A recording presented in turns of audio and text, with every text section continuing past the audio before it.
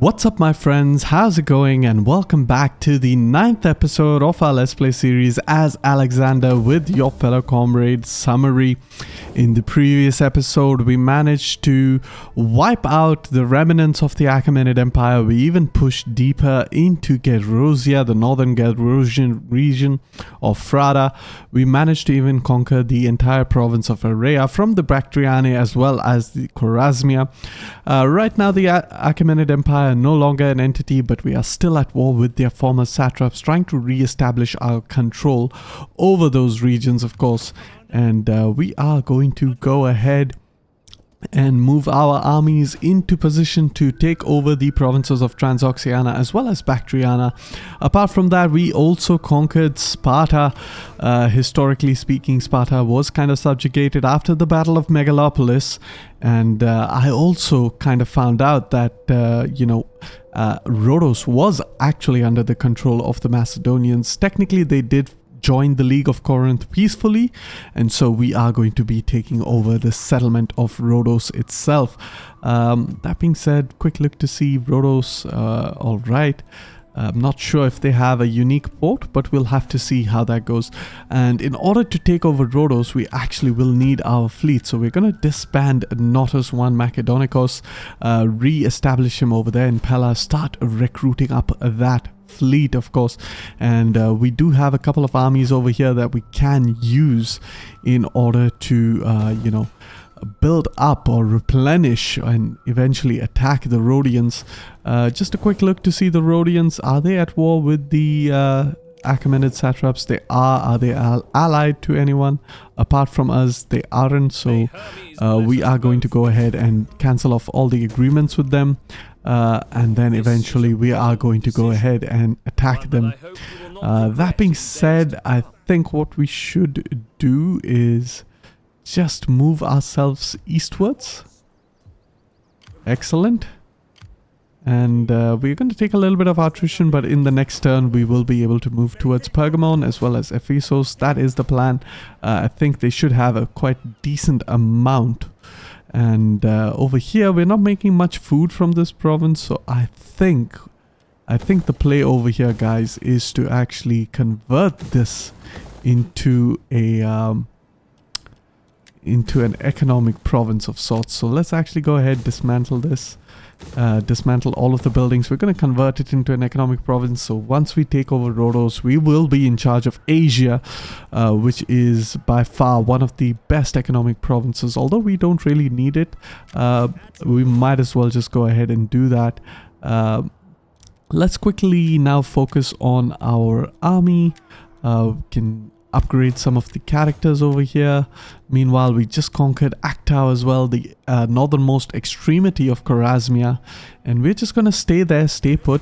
One of the major problems, of course, is that we are going to be having a little bit of an issue with our supply. I think it should decline.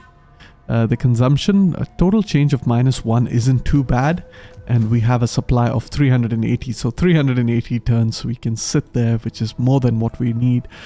We have gone ahead and recruited a new dignitary. We're going to go ahead and deploy him in the province of Area. Try to culturally convert this province, of course. We are in the process of culturally converting as much as we possibly can, but we'll have to see how that goes. Meanwhile, we can upgrade that building over there. A quick look at all of our regions. Okay, we can upgrade that building as well. It's pretty expensive, rather. It's 8,000 drachma for one single temple. Meanwhile, Raga still waiting on that shield maker to be completed, which is kind of okay. So I guess what we can focus on is upgrading all of the other buildings. We're going to focus on that military encampment over there. And in the other provinces, not really focus on these buildings, because each of these buildings is 17,000 denarii. That's quite a lot. Instead, what we are going to focus on is some of these smaller buildings that we can get. Perfect. And with that, I'm pretty happy with the way things are panning out. So we can now focus on our invasion. And over here, speaking of our invasion, we do have Hephaestion that we are going to move towards Marakanda. and we are going to be able to capture the entirety of the province in the next turn. We do have a couple of Bactriana stacks over here that are isolated. They're not going to be able to do much. We will want to wipe them out eventually, but for now we're not going to be focusing on that.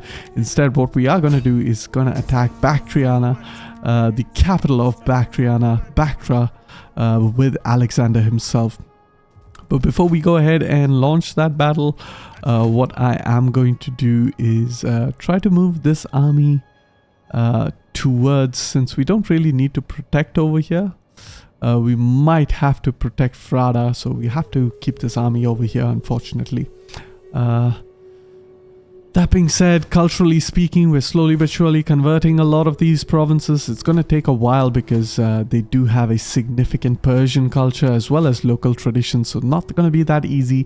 But after we complete our city planning, which will unlock a lot more buildings for us, what we are going to focus on is perhaps the field surgeon to improve our cultural conversion. But actually, I think I'm just going to try to complete this entire construction tree before I even attempt to do that, because I do remember that we are going to be focusing on the industry over here. That being said, we can't even upgrade that building. We'll have to see how that goes for now as far as Asia is concerned,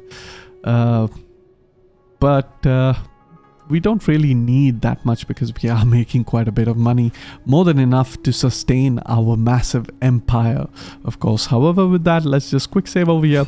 We are going to hop into the battle because there's not much else to see in this episode. As you can tell, a lot of these fights are going to be against garrisons in this episode, because we're more or less dealt with the armies of these factions. However, with that, let's just quick save over here, hop into the battle, and I will see you all in the battle. Alright everyone, welcome to the siege of Bactria under the command of Alexander. Of course, we have just set up our ladders in an advanced position using our Agrarians who have guerrilla deployments, so it's a very good idea to set up your ladders as close to the walls as possible so that you don't spend too much time trying to push them up slowly to the walls, thereby making them vulnerable to fire damage from enemy archers, of course, using that flaming arrow shot. We are going to support our Agiraspides units who are going to scale the walls with, of course, our Agrarian Peltaste units, and of course, all the way in the back we have our Cretan archers as well as our Rhodian slingers that will provide the much needed missile support. We do have our Calcaspides all the way in the back, and we are going to be using these Calcaspides to burn down the gates of the Bactrian settlement. Apart from that, we do have our Agrarian Axemen, and they are melee infantry, so they're going to be really good at scaling the walls. But the reason I'm not, initiating the offensive with them is because they are a little bit of a glass cannon. Not too much. They do have some defensive capabilities. But in comparison to our Agiraspides, of course, who have 35 armor, as you can tell over there, 41 armor over there, really good defensive stats. I mean, 34 is insane. That's just to do with Alexander's buffs. 31 is insane. But if you compare it with our Agrarians, 18 is respectable with the buffs. But just take a look at that armor. It's only 20. So yeah, they will take a lot of casualties if we use them to scale the walls first. But however, with that, our Agiraspides unit under Antigonus on the right ladder, Seleucus on the left ladder. Let's take a look at Seleucus. There we go. He does have a unique model, which is kind of nice. Unique officer model. They slowly but surely reaching the walls with the ladder. As you can see, it's taken a lot less time to reach the ramparts. Quick look at the enemy garrison. We can see a bunch of Persian militia on the ramparts. We have a lot of archers, and archers are actually the main threat in an offensive siege like this, because at the position they are at, they have a clear line of sights to attack or unleash arrows on to the ramparts. You do not have these, I forgot what the term of this is called, but it's basically these things that block a lot of our missiles, as you just saw over there. You do not have that on the defensive side. So anyone who's on top the walls or on top the ramparts is fair game to be targeted. But one of the things you have to notice is that if you see a protrusion like this over here, you definitely want to attack that very specific segment, and I'll explain in a moment. Meanwhile, our Calcaspides finally reached the gates. We're going to go deploy them into that pike phalanx formation so that they get a little bit of extra defensive bonus in case they are targeted by enemy missile fire. You see just a lot of our arrows ricochet off the walls. And once they get into that phalangite formation, they are going to go ahead and start burning down the gates. Unfortunately, sometimes the gates open up like that. What that means is that your burning of the gates is going to take a lot more time. As you can see, we have basically 6 units over here that unleashed 1 volley, and we just managed to deal 7 fire damage. Meanwhile, the main reason as to why I suggested that whenever you try to attack a walled settlement with ladders, this kind of protrusion over here is a good point to attack, and I'll explain in a minute, except that this unit over here under Seleucus is kind of glitching out over here, moving back and forth up and down the ladders. There you go, they finally seem to have found their bearing, and that's just a legacy of Rome 2 Total War under Creative Assembly. Unfortunately, we have a lot of pathfinding issues, especially in siege battles, but it is what it is. We're just gonna have to deal with it. Meanwhile, our Agrarian axemen slowly but surely just reaching up to the ladders, because of course we haven't yet scaled the ladders with our Agirispides. So once we have the ladders available for our Agrarian axemen, they are going to go ahead and scale the ladders. But we can now go ahead, since we do have these units of Agirispides finally having scaled the ladders, we can now go ahead and explain why it is so powerful to scale the ladders from that position. As you can see over here, Agirispides finally scaled the ladders. Once they start clearing out this area, they're going to have their unexposed side, or the unshielded side, facing the archers down below over here. So they are going to be able to fire into the unshielded side. As you can see the Agirispides units over there. They are in line of sight. They don't have their shielded side, so they are going to be taking a little bit more damage from enemy missile fire. Conversely speaking, on the other side, you can see that when we offload in that little bit of a niche that we have created, we do present a more united front. As you can see over there, a lot of shielded sides, so we're not going to be taking too much damage from enemy missile units. And there you have it. Just let's take a look at this guy getting absolutely slaughtered. Ooh, he lost an arm. Ooh, that was brutal. But anyways, we have managed to scale the walls. We are in the process of burning down the gates. Of course, it is going to take some time because the gates themselves are opened. If the gates close, then the burning happens a lot quicker. Meanwhile, on the right-hand side flank, we are, kind of pushing into the settlement, because we realize there are a lot of missile units over here. And even though we might not win quite quickly against them, because of course we are vastly outnumbered, the more important thing is that missile units are basically nullified if they are otherwise engaged in a melee. And in doing so, we have managed to kind of nullify the potential damage they could have done to us if they were free to fire their arrows, as some of the enemy missile units over here kind of are free to do so. Which is why we should have actually used Seleucus to scale down the ramparts. And as you can tell in this battle, Seleucus actually took a lot of time to reach atop the ramparts, and you can see he's already taken quite a bit of casualties. About 7 casualties, which is not much, but it is something when you take a look at Antigonus, who's just taken a 1 casualty, even though he's managed to see a lot more of the fighting. And that's just because of the advantageous position the ladder was placed at. And he was lucky, of course, because he did have that protrusion in the ramparts, whereas Seleucus did not have such sort of luxury. Therefore, that's a little bit of an issue. Meanwhile, our Agrarians slowly but surely scaling the walls, trying to join our Agirispides, try to assist them in scoring kills over here. What we are going to try to do is quickly try to wipe out as much of these units as we possibly can. Quick look at the gates again. We have finally managed to burn down the gates 100%, but we are just going to wait for the gate damage to slowly trickle down, after which we can charge into the settlement, because the gates have been neutralized. Okay, that's why I do not commit with this unit, because I want to keep the gates neutralized. I do not want it falling back into enemy control.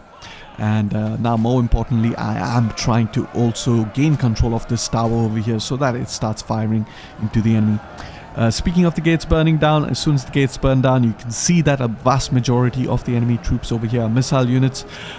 So based on that information, the right play would be to charge in our cavalry. And you can see I have moved Alexander into a little bit more advanced position. He's just waiting outside the walls, waiting for his opportune moment to join the assault, of course, and secure the victory.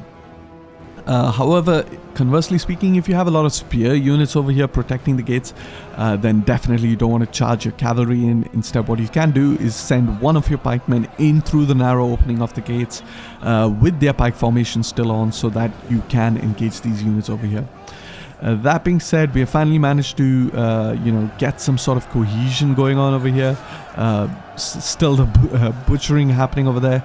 Of course, Aguirre-Speres units are going to be a notch above the Persian archers as far as melee capacity is concerned, and you do have a lot of the enemy cavalry that managed to get a weird flanking charge on our Aguirre-Speres unit, but you can still see our Aguirre-Speres unit just take about 5 casualties. Meanwhile, our Agrianians, on the other hand, let's take a quick look at them, have taken about 50 casualties. So yeah, that's exactly why you do not want to charge in with your Agrianians first. Instead, you want to use your Aguirre-Speres. Meanwhile, our cavalry has charged through the breach and they are attacking the enemy. This guy is an absolute Giga Chad Persian, fighting with an arrow shaft in his upper right shoulder. But he's not going to last much long, but his bravery will be recorded in the annals of history. That being said, of course, we have managed to rat out most of the enemy missile units. We have managed to push them up a little bit or push them back a little bit. And of course, we are bogged down with the spear unit. Even a very weak spear unit can cause a lot of problems for elite cavalry. So what we are going to try to do is we're going to try to push and ignore them, trample them underfoot, try to get in reach of the enemy archers over here. And with that, of course, you can see that the enemy cavalry started to waver. The entire enemy army started to waver and break. And with that, we have secured the settlement of Bactria with minimal casualties. And I will see you all back in the campaign. And there you have it, a very decisive victory, conquering the settlement of Bactria, Aguirre-Speres and Agrianians. 2 deadly combinations, really good at scaling the walls. You send the Aguirre-Speres up first so that they can soak up that missile damage, and the Agrianians are all about that punch with that armor penetration. And we are going to peacefully occupy the settlement so that we kind of try to replenish in the end turn.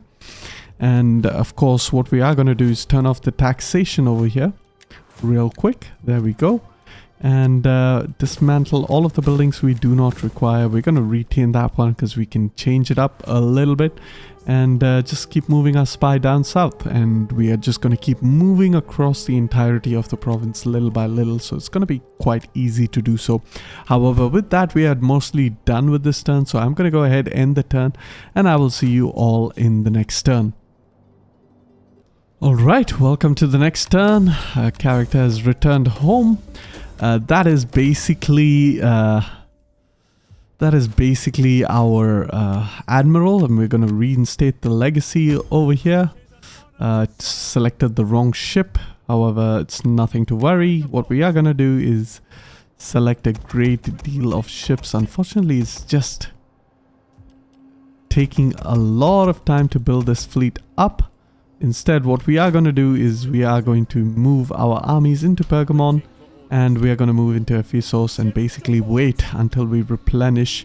And we have built our shield maker, which is great. So let's just go ahead and get that. Meanwhile, over here, what we want to do is build up our slave pens. Go ahead, build up a lot of our slave buildings over here. And yeah, we can even build up a marble factory over there. So it's looking pretty decent, but unfortunately nothing much I can do over here. The Aegean Sea, rather unfortunate that I can't really recruit up that much. But what this will do, it will kind of give me time to replace my admiral. I would rather have that as the admiral, and then I'll replace him in the next turn. However, that said, we have to gain our strength before we invade Rhodes. It's not going to be easy. It's a tiny island with 2 full stacks, a fleet, and of course the garrison, so it's not going to be an easy invasion regardless. Historically, they peacefully agreed to join us, so that wasn't too much of a concern. However, let's just quickly look at all of our armies. Before we do that, we can level up some characters, so let's focus on that. Definitely want to... I mean, public order is quite good over here, so we can focus on that. Meanwhile, over here, we can focus a bit more on the cultural conversion. Get some food. Actually, some research rate would be better at the moment. And we're looking quite good as far as that is concerned. Let's have a very quick look.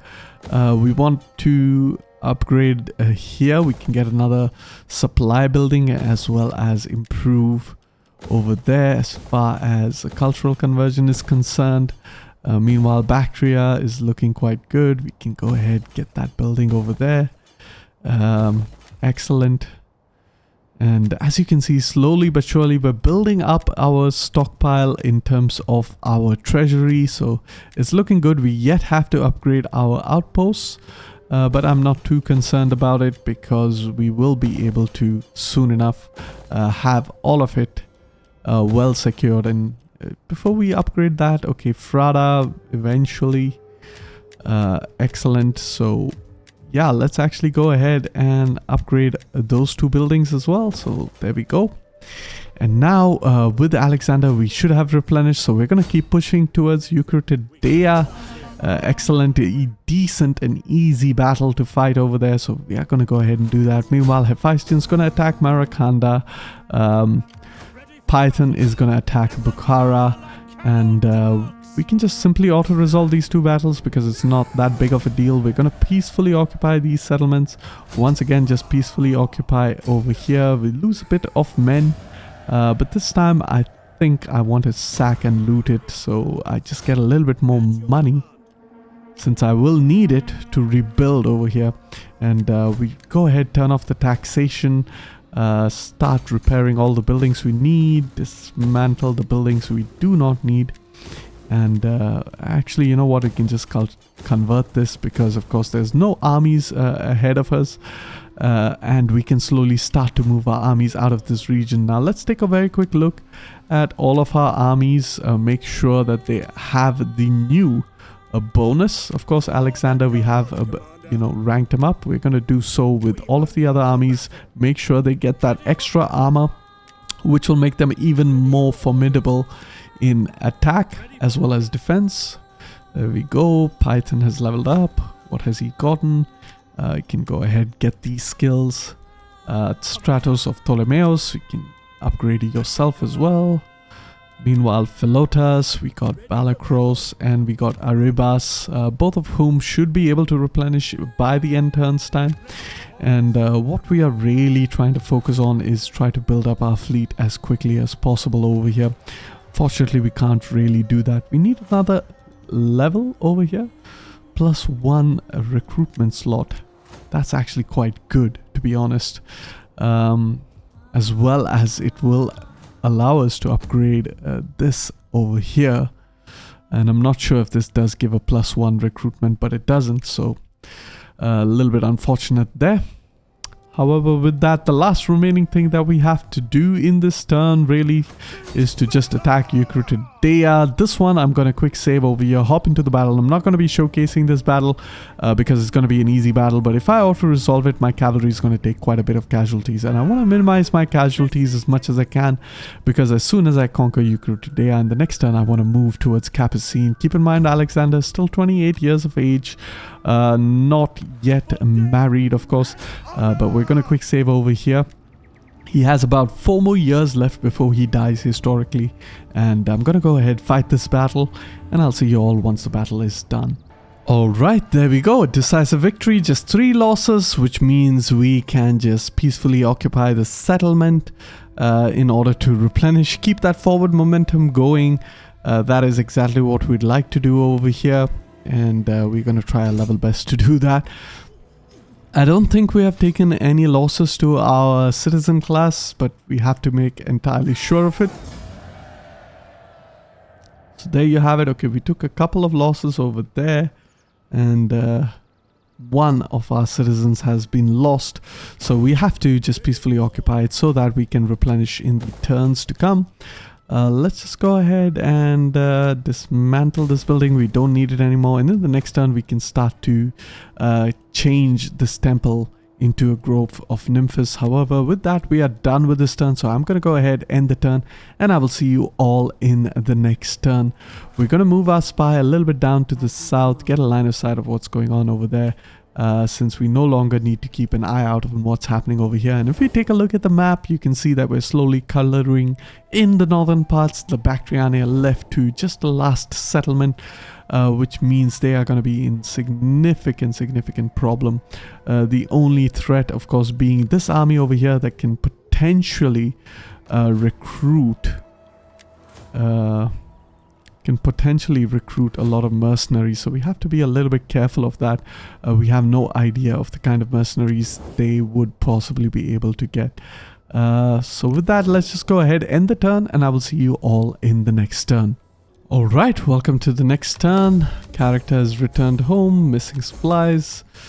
So we're running out a little bit on food. Our economy is a little bit struggling, but what we're going to do is quickly replace our admiral over here with a much better admiral, and eventually we want to attack the Rhodians, of course. We have about 73,000 denarii in the bank, so we are gonna focus on upgrading as many of our settlements as we possibly can. We could focus on this building, but not yet, not just yet. What we are going to do is focus a lot on improving all of the other minor buildings that we can. There we go, we're almost out of it. And we also want to upgrade Frada, upgrade the temple over here. Maybe not upgrade that temple, perhaps just build a over there. We have quite a lot actually, so once again just want to have a look at, of course, these buildings over here. That's quite expensive. Meanwhile, we don't need to build that up as well. We don't need to build that up as well. Just save a little bit of money so that we don't get a bunch of slums over here. And over here, we are going to just convert things as nicely as possible. Go ahead and get some temples over there. Perfect. And now we're going to move our army back out of the region so that we can replenish. That is the main objective. And of course, in the end turn, the Armenians attacked that small Bactriana stack, so they are completely taken out of the equation. Meanwhile, they do have a Shah over here who will survive if we conquer the province of Capisine, and he might be able to attack our settlement of Raga. But we are going to push regardless ahead with Alexander, try to wipe out the Bactriana, the last of the remaining two satraps of the no longer in existing Achaemenid Empire. Of course, we do have the Kartli over here, who I hope will attack that army. I mean, they did attack, but they didn't push home their advantage. Meanwhile, Raga has a decent garrison, quite full, but the main problem is, of course, if they do get access to mercenaries. Over here, these two armies, since they have taken quite a bit of casualties, we can go ahead and put them up in that patrol stance. We're taking a look at our cultural conversions. A bit slow. I would have wanted for some of these eastern provinces to have flipped already to Hellenic, but unfortunately they haven't. But it is what it is. We are just waiting for a couple of turns to transpire so that we can begin attacking the Rhodians, of course. Meanwhile, our armies over here slowly but surely replenishing in, of course, that eventual preparation to attack the Rhodians.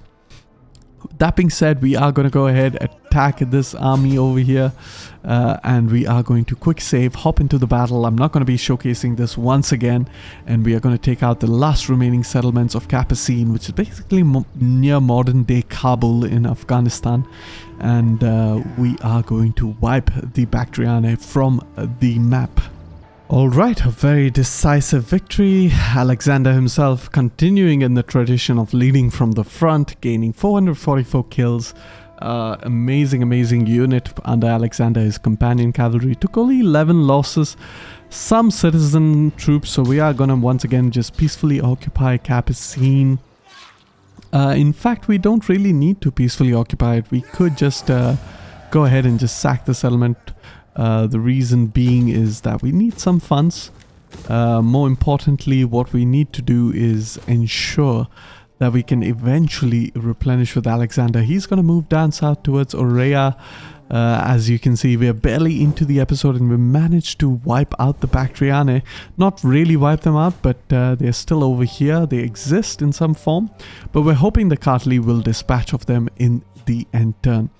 However, that being said, what we are going to be focusing on is continuing to improve our provinces with that little bit of money that we gain, especially the temples.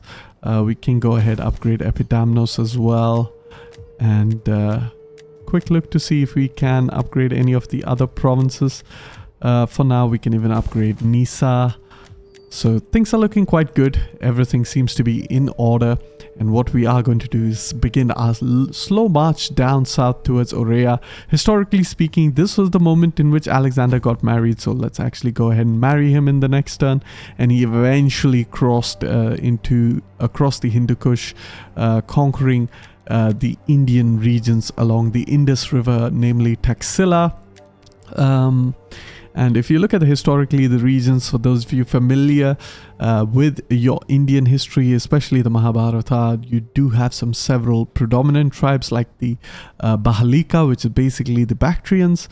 You have in Capisine, you have the Cambodians, as well as Eucratidea, you have the Cambodia, which is a famous kind of Indo-Aryan people. They were originally Aryans of the Kshatriya class, but they were demoted after joining forces with the antagonists of the Mahabharata, and they were basically stripped of their Kshatriya rank, as were the Bahalikas. The Bahalikas named after the legendary or mythical Bahalika, who was Indian, and then over time they kind of Hellenized, became more Iranian in nature, especially around this time around, because this is much later than the events of the Mahabharata. Of course, a lot of it is mythological epics sort of a thing, but there is some grain of history to it. Meanwhile, the Taxilians are another group of people known as the Gandharans. They were also stripped of their Kshatriya class since they sided with the antagonists of the Mahabharatas. And Alexander eventually conquers Taxila by conquering the Indus. I know a lot of revisionist radical nationalists of India will tell you that Alexander actually lost, but that doesn't make sense whatsoever. Allow me to clarify, I myself am Indian, and I do accept the fact that Alexander actually won and conquered the Indus for several reasons. One, Chandragupta Maurya, who we as Indians regard as the founder of the Mauryan Empire, was a very revered figure in Indian history. What had he to conquer from the Greeks if the Greeks didn't actually conquer the Indus? So he basically took back the Indus from who? If Alexander was not successful, Chandragupta Maurya would not have been able to take over the Indus from Seleucus Nicator, who was a successor in the region, one of the Diadoches.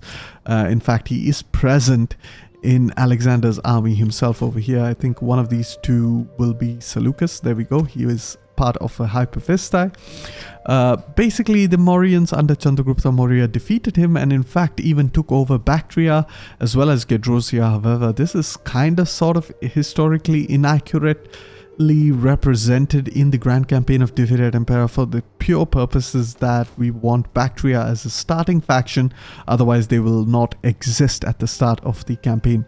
But that kind of sort of makes sense to kind of give Bactria a little bit of holdings, but I do wish the Bactrians were a lot weaker in that they had a Transoxiana and Bactra. Meanwhile, the Mauryans pretty much own Eucratidea, Capisine, Frada, as well as Gedrosia, the entirety of Gedrosia, being quite a sizable nation, capable of defeating the Bactrians, although of course I do understand why they would be considered to be extremely small. Another reason why Alexander actually won over here is, you don't have Indian records, but that doesn't mean to say that the Greek records would be extremely favorable to Alexander. Alexander did appreciate Porus, who was the ruler of this region over here in Taxila, so much so that he famously remarked, how would you like to be treated? And Porus, after he actually lost the battle at the Hydraspes, in which he actually even lost one of his sons, an heir to the throne, he famously remarked in defiance of Alexander that I would like to be treated as a king. And Alexander, respecting the bravery of not only Porus but his fallen son, offered him not only to remain as a satrap under Alexander's rule, but significantly increased his holdings in the region of the Indus. So that is actually, a lot better sort of a legacy for India than just outright winning and throwing Alexander out. It's completely ahistorical because given Indian history, where we have constantly been invaded from this region, be it Alexander, be it the Achaemenids before him, keep in mind that these regions were under control of the Achaemenids, which is one of the reasons why Alexander actually decided to invade it. A lot of Indian troops actually served in the Achaemenid armies as longbowmen and elephant troops as well. But the legacy of India over the past thousands of years has been invasions from the east. You had Iranians pouring into India, such as, of course, the Achaemenids, as well as Nadir Shah in more recent times. You had the Timurids, or the offshoot branch of the Mongols, the Chagatai Mongols, the Timurids, hence the name Mughals, who eventually invaded India under Babur. You have the Yuechi, the Indo-Sakans, who invaded India.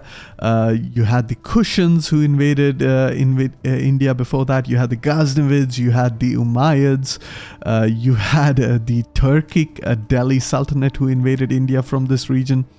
One of the most notable people to have invaded India was Alexander, and contrary to what he had to say to all of the other invaders actually downplayed, or rather outshined the Indians in this region, since they came from a much more militaristic heritage.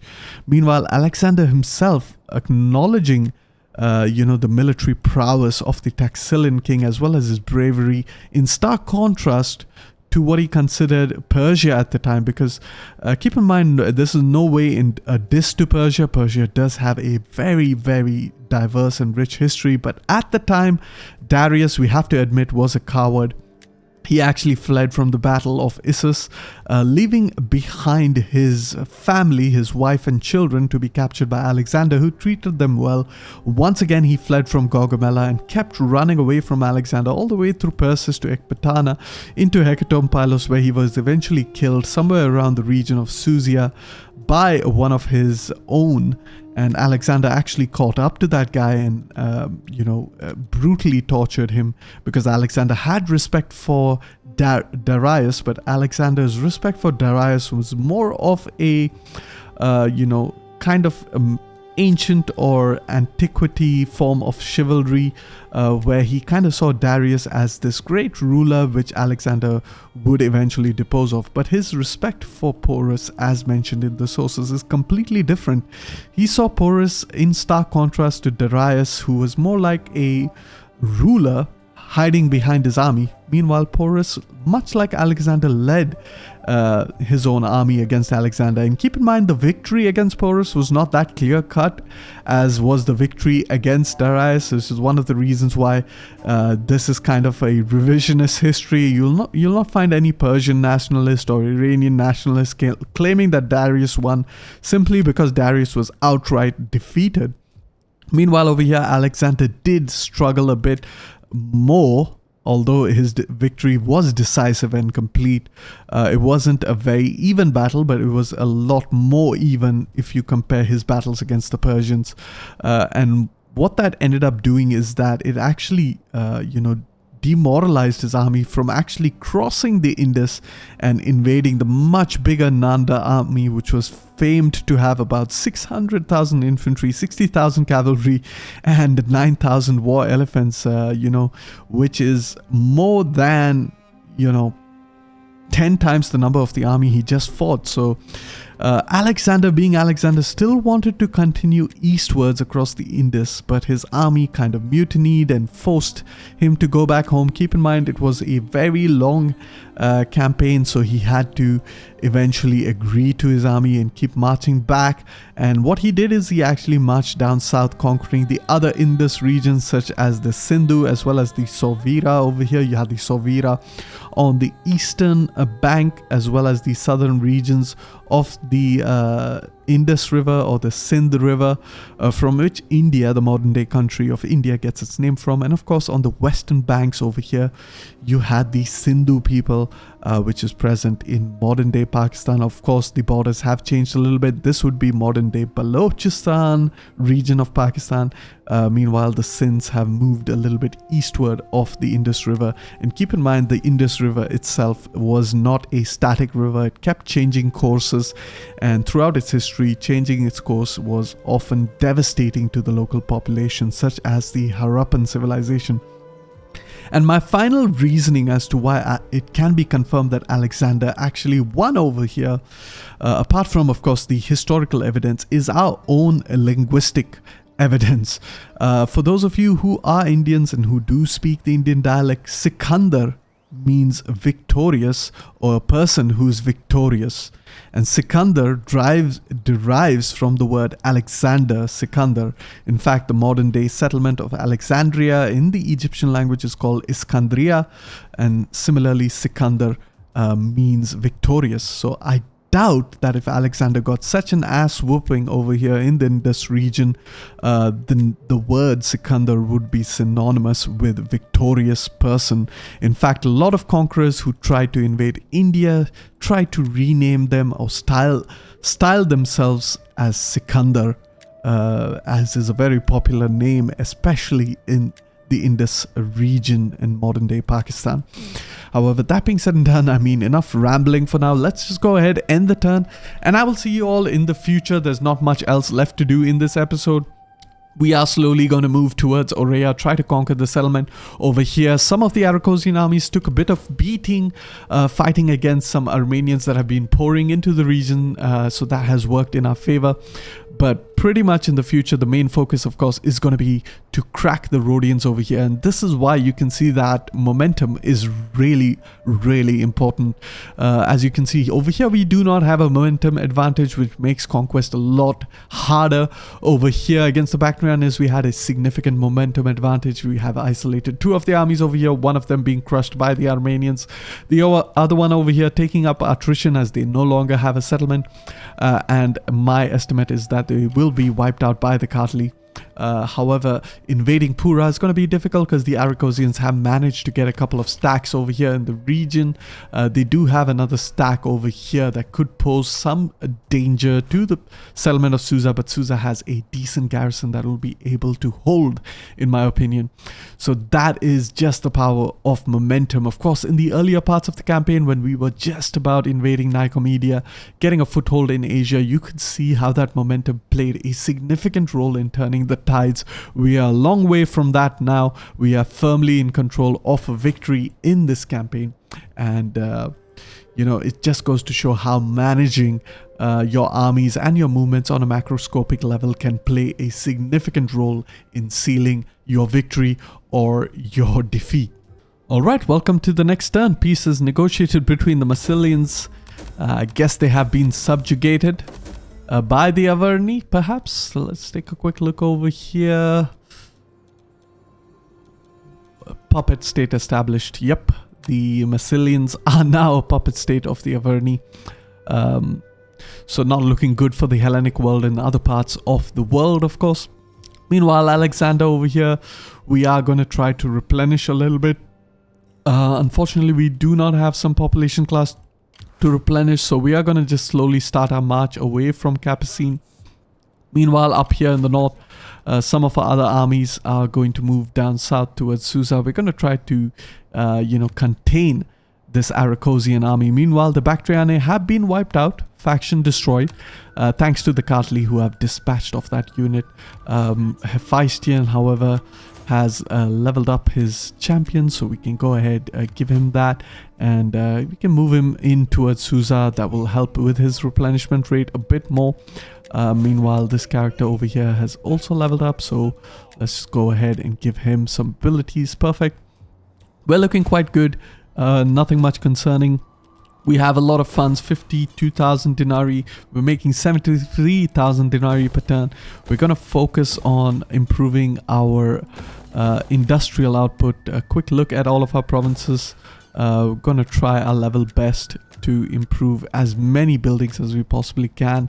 But you can see slowly but surely we are in the process of, building up every building possible, except of course our trading or our outposts rather. So that is good, which means in the next turn we should be able to have all buildings under construction, which is a really, really important thing for us, especially economically speaking. Over here we are in the process of fully replenishing our units. Just another turn and they will be fully replenished, after which we are going to be focusing on building up our fleet and then invading Rhodes. And all the way down south over here, we are going to focus on the Aracosians. We're just going to get a better line of sight of what's going on over there. Aurea doesn't look to be defended. So we're going to try to move Alexander slowly but surely towards the settlement and conquer Aurea. Speaking of which, we do have a little bit of money left in our treasury. So what we are going to do is we are going to use that to actually marry off Alexander. I don't actually know the historical age in which he got married. I'm pretty sure we will not get Roxanne as our wife. Instead, we are going to be getting another character, but we are going to use this character to improve her rank by also improving the public order in the provinces. Our political parties seem to be quite loyal towards us, so there's no real threat of a civil war. We are going to keep, improving our influence as well. That being said, there's no longer a threat up here north in Arthuquana, so we can actually move Philotas back towards Frada, help with the public order situation over there, as well as protect the settlement from any possible invasions by the Aracosians. For now, I think the Aracosians are on the back foot, so they will not be able to do much. Culturally speaking, we're almost going to culturally convert this province over here up in the north. Once again, almost going to culturally convert that as well. So I guess it is time to start moving our dignitary towards, of course, Harmosia. Eventually we're going to try to move him all the way up north over here, although we won't have enough time before we conclude our series to culturally convert all of these lands to Hellenic. A lot of the eastern portions are going to remain significantly Persian, but just let's take a look over here. Yep, we're slowly increasing that as well. In another turn we will be able to build a large metropolis as well, which will take another chunk of our money. However, with that, let's just go ahead, level up some characters. We're going to focus on that cultural conversion, of course, and the public order is also very nice. And we can go ahead, end the turn, and I will see you all in the future. We're going to wait a couple of turns into the future, slowly marching Alexander towards Aurea. It is autumn, which is actually really great for us. We're still 28 years of age, if I'm not mistaken. 28, there we go. We will have the entirety of autumn and winter to reach Aurea, which is actually perfect because the region of Gedrosia, especially this desert region over here, is really painful in terms of attrition, but we will not be facing that. We will slowly be moving into Frada, which should have a decent population class to replenish Alexander in the next turn, and then eventually we're going to make our way down towards Aurea and conquer the settlement for ourselves. What we are going to do, however, is we are going to just deploy Cassandros over here into a ambush stance in the hopes that this Aracosian army kind of abandons Pura. However, with that, we're going to go ahead, end the turn, and I will see you all in the future. Alright, welcome to the future. Character has increased in rank, not that many notifications as you could see. Basically Philotas. Let's go ahead and promote him, give him some abilities. Excellent. We're going to take a quick look at all of our provinces, making 77,000 denarii per turn. Over here with the gold, that will improve. Wealth from all commerce is the gold repository, so let's actually go ahead and get that. Meanwhile, over here, we just want to upgrade all of the buildings that we can. We're going to begin with the low-level buildings, of course. Not the high-level buildings. We can upgrade a lot of our buildings. So we are actually in the process of doing that. Meanwhile, we have the ability to expand over here, and we are going to get a temple just to help with that cultural conversion, as well as the overall economic benefit. And the other provinces not entirely interested. We can improve this building. It should help commerce in all regions. It's a very important building to upgrade, and we are going to be focusing on the academia. It's another very important building, of course. Focusing on the temples, definitely would like to have that in control, and we're going to improve that as well. A couple of that, couple with that. Excellent. We're out of funds, so we can't really improve anything else. But as you can see, slowly but surely, we will be able to turn the situation around in our favor. A lot of our buildings going to hit that level 4, which means we're not going to have too much trouble. Meanwhile, we are over here with Alexander near Aurea, and just about in time, because you have the Mamlukat in Naba. Since I refused to give them trade access or military access, being our ally and at war with the Aracosians, they actually moved all the way around into the Red Sea, into the Indian Ocean, into the Arabian Sea, and they actually ended up in Aurea. So it's just about in time to deal with them and to take Aurea. It would have been annoying if the Nabateans actually managed to take it. However, with that, we are going to go ahead, attack the settlement. It's going to be an easy auto-resolve, but I am going to be fighting the battle. I won't be showcasing the battle, of course. The main objective over here is to wipe out the settlement as quickly as possible. After which we are going to try to even move down south over here. Try to get rid of this army over here. It's causing a little bit of problems for us. We are going to try to sabotage that army, sabotage the supplies. Unfortunately, I didn't stay at the road, so this army will take a little bit of attrition in the end turn, but not too concerned. The main thing over here is to wipe out that army so it can't pose any threat to our provinces, of course. Speaking of our provinces, we have finally managed to culturally convert the cultural backbone of the Persian culture. And we are in the process of moving our dignitaries, of course. We are going to move across Bam as well. We're going to move this guy into Harmosia. And in about the next turn, we should have culturally converted Carmania as well. We are almost going to culturally convert Media, which is great. After which we are also almost about to culturally convert Parthia. So a lot of cultural conversions happening over here. Speaking of cultural conversions, of course, the cultural conversion of Khwarezmia is going to be slower than most, as well as Transoxiana, as well as Bactria is going to be pretty slow. We're not going to be able to achieve it by the end of this campaign, which I predict will most likely happen by the end of this episode, because there's not much left to it. Just the last two settlements of the mighty Achaemenid Empire, or the remnants of the Achaemenid Empire, and after, of course, we take over Aurea, it's just going to be down to one final settlement of Pura. So yeah, it's not looking great for the Achaemenids, but speaking of cultural conversions, Bactriana should actually have a local tradition of Hellenic. And that is because by the time Alexander got here, the population was already quite Hellenized. And if you remember the satrapies, especially of the Diadochi, you'll remember that the easternmost satrapy was actually Bactria, and they were a Hellenic faction. Now you might wonder, how did the Greeks end up all the way over here? Well, interesting fact about that is that the Greeks at Kyrene, and I believe Ionia, don't take my word for it, but I think mostly Kyrene actually rebelled against the Achaemenid overlords, and then the Achaemenids, as a punitive measure, relocated or exiled them from Kyrene and relocated them all the way in their easternmost province of Bactria, which is why this province was significantly Hellenized. By the time Alexander got there, of course, they were a blend of Iranian Hellenic culture. So in all honesty, they should have a local tradition of Greek in this region, and it should be easier to culturally convert this province into Hellenic. However, that's not the case.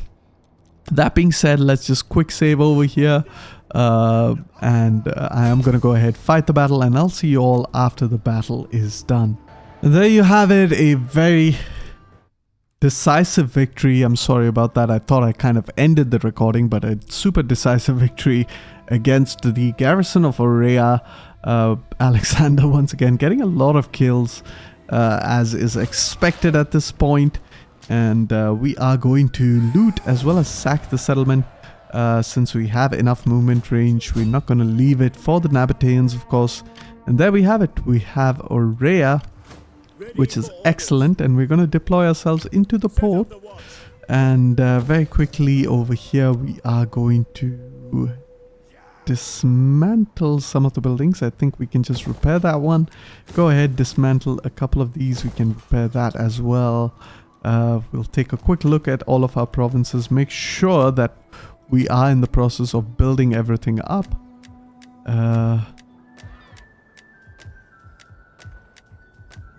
Fantastic. I think I'm pretty happy with the buildings for now. We can actually increase this as well.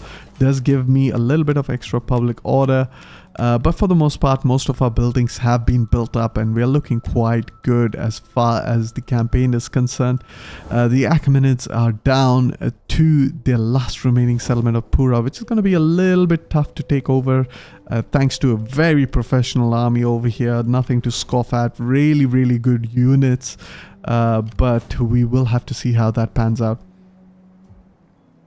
Meanwhile, I almost forgot, I was about to end the turn. We have managed to move both of our armies towards Rhodes, and they have enough of movement range to actually engage the enemy. What we are going to do is we are going to declare war against the Rhodians. Go ahead. We're going to be dependable because we kind of broke a treaty, and there we have it. Just going to stay there, and meanwhile we are going to move our army all the way to the back as much as possible, get out of range, and we're going to deploy in a fortified stance. And if these armies decide to attack these armies, we will have a very good fight on our hands. If they decide to attack the fleet, we're going to be outnumbered, but we're going to try our best to deal with them.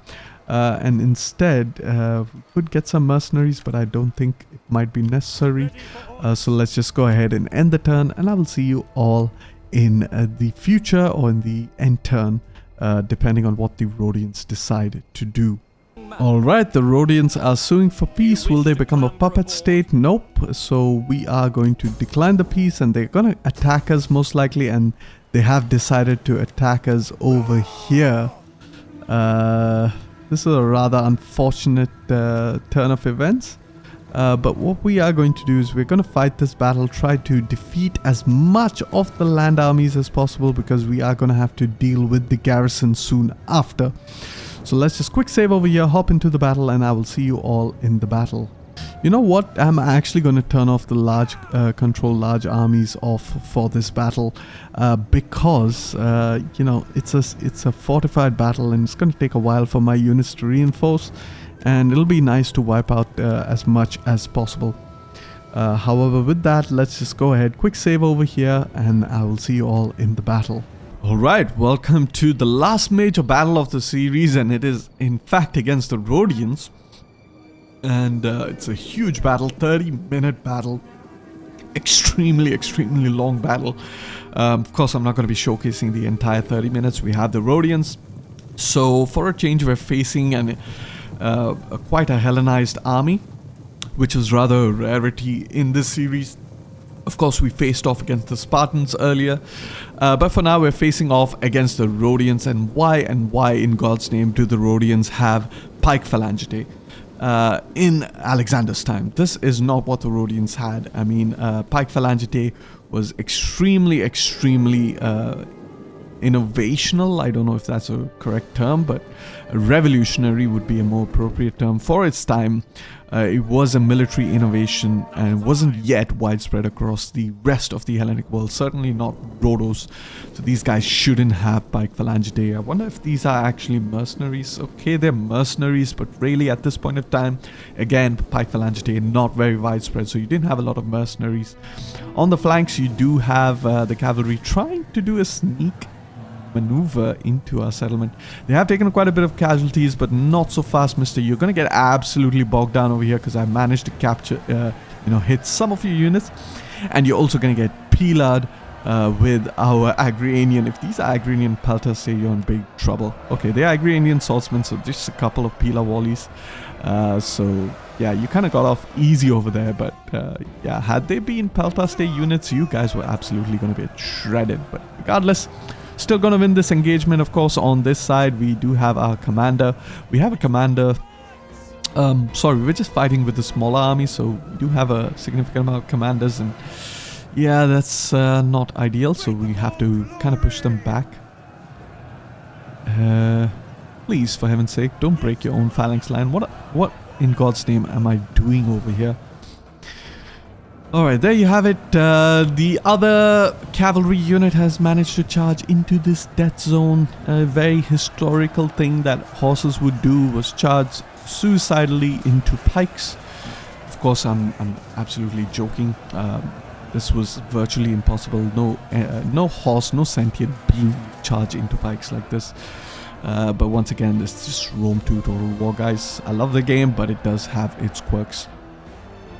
Of course, we're just 2 minutes into the battle and we can see slowly the enemy melee units trickling and committing to the fight. We have a lot of units over here, and it is a replay, so I'm not going to zoom in too much because that is a recipe for a crash, and I'm not going to restart recording a 30-minute battle, guys. So pretty much this battle is straightforward. You have a very defensible position like this. You're gonna wait for a lot of the enemy units to commit. Once they commit, you can actually even, in fact, try to burn down these walls over here. And when these walls actually get destroyed, they do a lot of fire damage to the units nearby, and that's a way to get a lot of damage on the enemy units that have committed to the fight. But for the most part, you can see our pike phalanx is holding up the enemy units perfectly in this killing zone.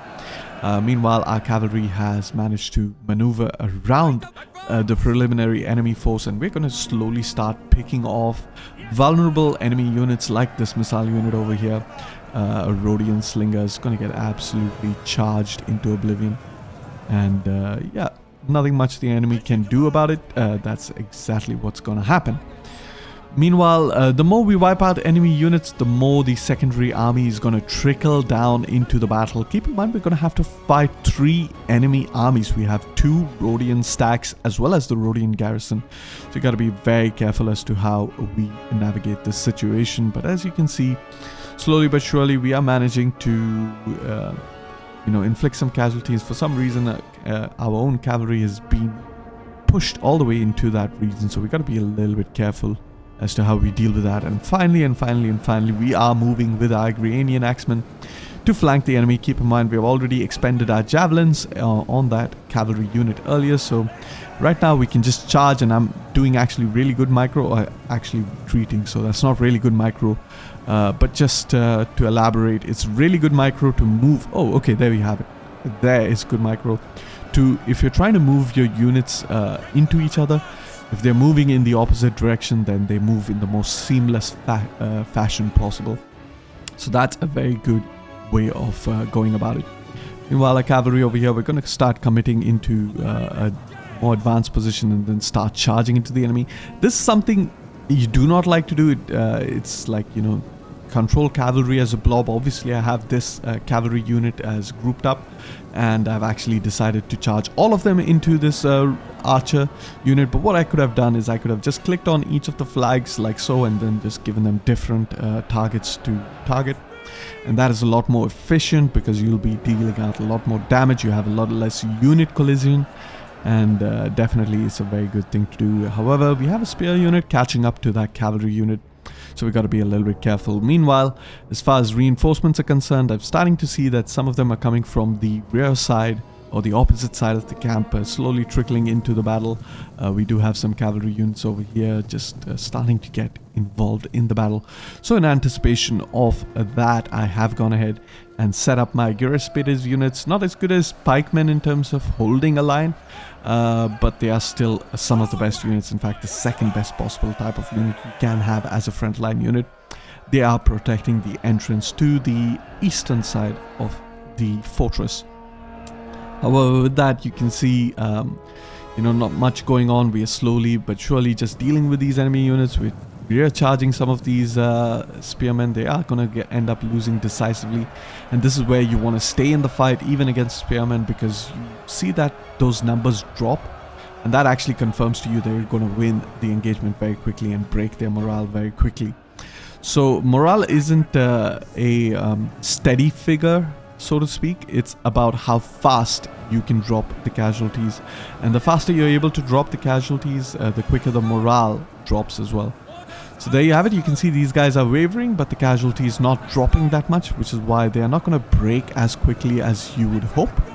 There you have it. You see it's kind of stabilized at 279. So what you want to actually do is you actually want to see how quickly you're able to drop those casualties, and if you're able to drop or dish out a lot more casualties quickly, then of course you have a more likely chance of breaking the enemy. However, with that, I'm not really sure if I want to showcase this 30-minute battle, guys. It's really just going to be more of the same, but it's just a little bit of snippet of what you're supposed to do in order to face out against multiple enemies. And there you have it over here. We're just going to charge into this archer unit, and it seems like they are charging us as well, which means they've actually kind of fulfilled their potential, which is rather unfortunate. You typically want to take out missile units before they can expend all of the ammunition, because that just means that they have fulfilled their role, even though you kind of butcher them like this after that. But ideally you want to take them out as quickly as possible so that they are basically nullified earlier on in the battle. However, that being said, it's going to be a long battle. We still have 22 minutes left for the battle, so I'm just going to kind of fast forward over here into the future and then kind of explain what goes about in this battle. There's no point really watching a 30-minute battle like this, which is a slogfest, a very secure battle. We're not going to be taking, too many casualties. We are in a very secure position. As you can see, our pikemen have a significant advantage over here. Hoplite units are going to get absolutely toasted.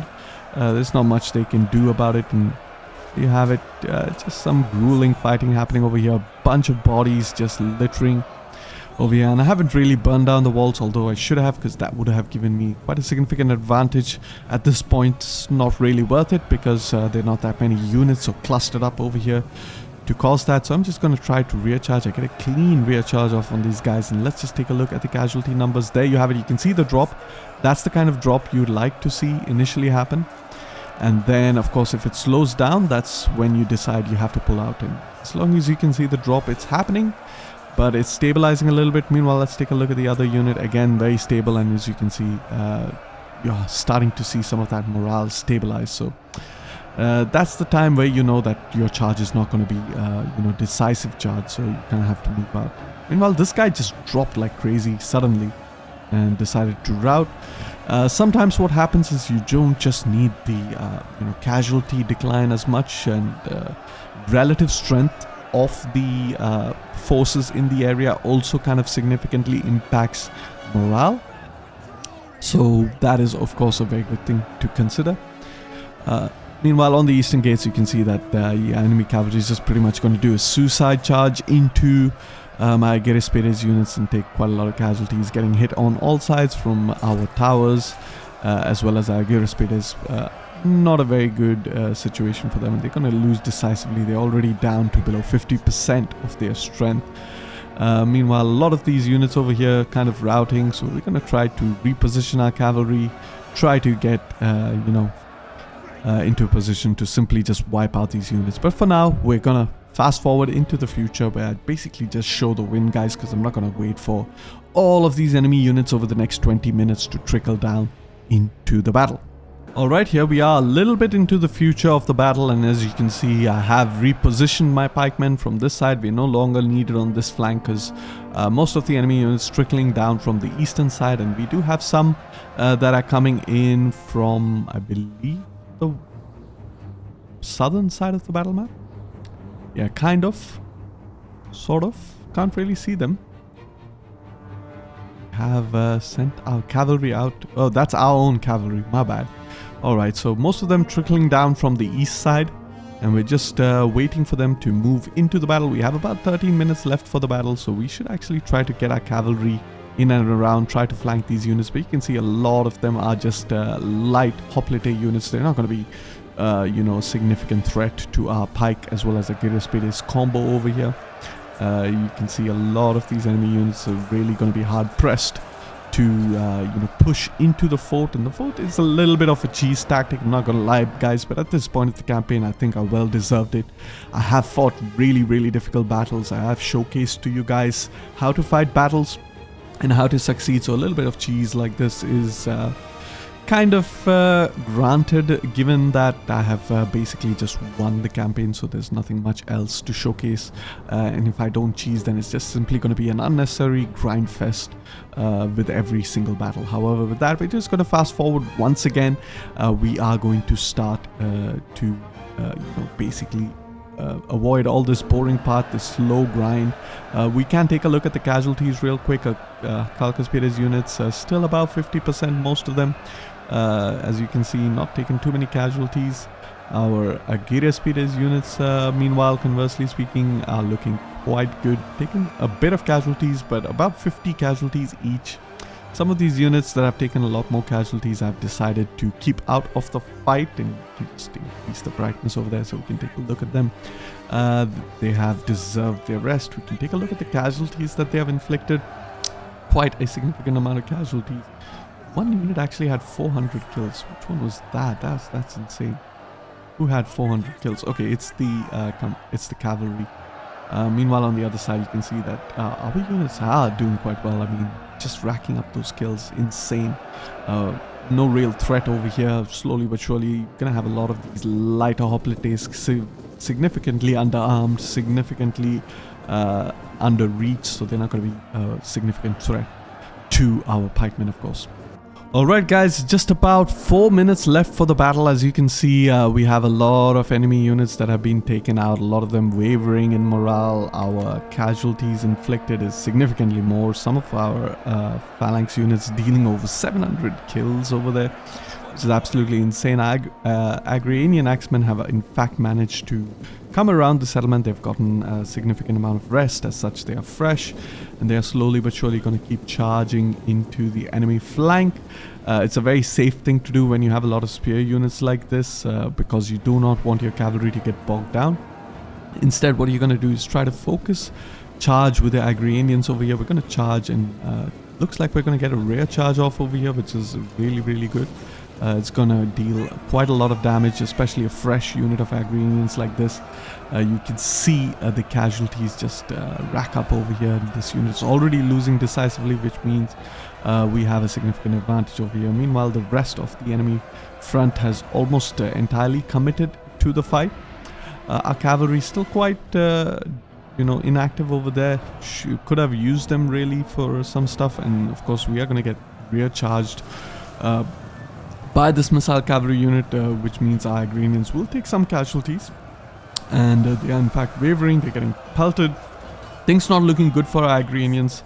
Some of them are going to rout, but I'm not too concerned because you know, just have about 2 to 3 minutes left for this battle, and of course we are definitely going to win really quickly. In fact, if we actually use this cavalry over here, I believe these are new reinforcements, since I forcibly you know, retreated my previous cavalry because I wanted full strength cavalry, but I kind of forgot about them somewhere in the battle, so they're just chilling over here. But if I had involved them in the fighting, I had a lot of time, about 10 minutes or more, to get them into the fight, and then they could have dealt with these units over here. They could have even performed some rear charges that would have been extremely helpful to the overall situation and kind of speed up the battle a little bit.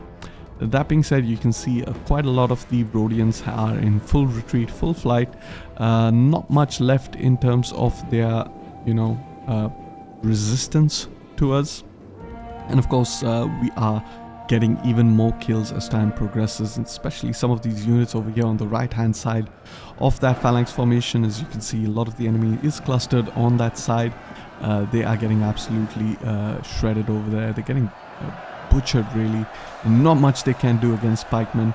Some of them have managed to move closer in melee range, but the vast majority of them are held at bay by our pikemen, so nothing much the enemy can do over there. We just have about 1.5 minutes left to the battle, so yeah, very soon the balance of power is going to shift significantly in our favor. We have a unit of the skirmisher cavalry that was decisive in breaking our Agrarians, but of course they're not going to be able to do much if they charge head on into pikes.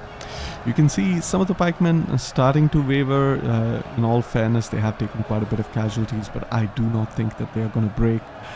Instead, we do have a significant advantage still at this point, because even though they are wavering, that's probably because they're tired and they have taken quite a bit of casualties, but they're not taking significant amount of casualties. The casualties numbers are very stable at 151, as you can see over there.